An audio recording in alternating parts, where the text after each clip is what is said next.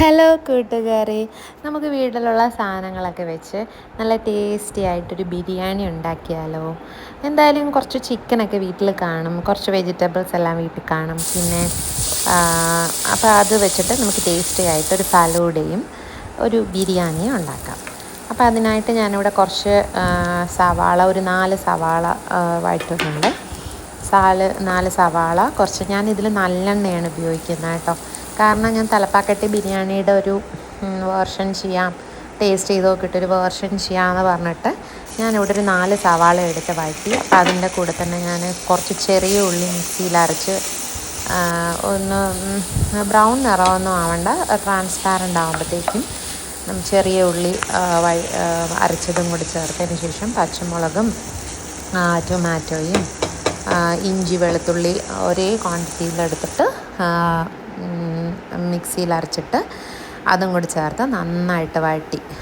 അത് കഴിഞ്ഞിട്ട് ഞാൻ കുറേ മല്ലിയിലയും പുതിന ഇലയും ഇട്ട് ടൊമാറ്റോസൊക്കെ ആഡ് ചെയ്ത് കുറച്ച് നേരം അടച്ചു വെച്ചു കേട്ടോ. അപ്പോൾ അത് നല്ലൊരു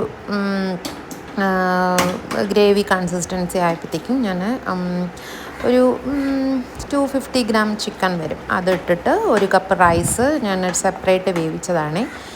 എന്നിട്ട് കുറച്ച് തൈരും കൂടെ ആഡ് ചെയ്ത് ഒരു ചൂടുവെള്ളവും കൂടെ ആഡ് ചെയ്തതിന് ശേഷം ദമ്മിടാനായിട്ട് പിന്നെ ഒരു ദോശക്കല്ല് വെച്ചിട്ട് റൈസും ഗ്രേവിയും എല്ലാം ചിക്കനും എല്ലാം കൂടിയുള്ള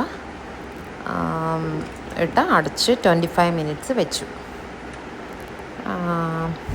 അത് കഴിഞ്ഞിട്ട് ഞാൻ അപ്പം തന്നെ കുറച്ച് മാംഗോ എടുത്ത് മിക്സിയിൽ പൾപ്പാക്കിയിട്ട് കുറച്ച് ഷുഗറും ഇട്ട് ഒന്ന് ജാമാക്കി എടുത്തിട്ടുണ്ട് കേട്ടോ. അത്ര കട്ടിയല്ല, എന്നാലും ഒരു ജാം പോലെ. പിന്നെ കുറച്ച് ജെല്ലി ഞാൻ തലേദിവസം തന്നെ ജെല്ലി പൗഡർ വാങ്ങിച്ചിട്ട്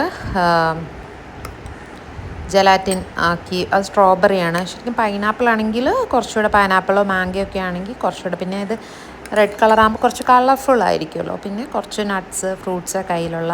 പിന്നെ ഞാൻ തലേ ദിവസം തന്നെ ഇത് ചിയാ സീഡും നമ്മുടെ ചൗവരിയും കൂടി സോക്ക് ചെയ്ത് വെച്ചിട്ട് അപ്പോൾ അതും കുക്ക് ചെയ്തു. അപ്പോൾ ഇതെല്ലാം തണുത്തതിന് ശേഷം ഗ്ലാസ്സിൽ ഓരോന്നായിട്ട് അറേഞ്ച് ചെയ്തു. അതുപോലെ ഐസ്ക്രീമിന് പകരം നമ്മുടെ വിപ്പിംഗ് ക്രീമാണ് ആഡ് ചെയ്തത്. അപ്പം ഐസ്ക്രീം വെച്ച് നമുക്ക് ചെയ്യാം. അങ്ങനെ ലെയറായിട്ട് എല്ലാം സെറ്റ് ചെയ്തു, മേളിലൊരു ചെറിയെല്ലാം വെച്ചിട്ട്.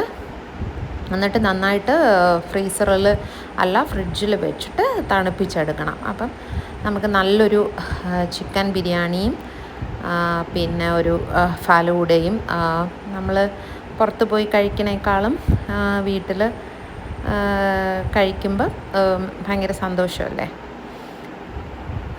ഇതിൽ തന്നെ ഉണ്ടാക്കിയ പപ്പടവും പിന്നെ ലെമൺ ഡേറ്റ്സ് പിക്കിളും ഫലൂഡയും എല്ലാം കൂടി ചേർത്തൊരു പിടി പിടിച്ചു. ഓക്കെ.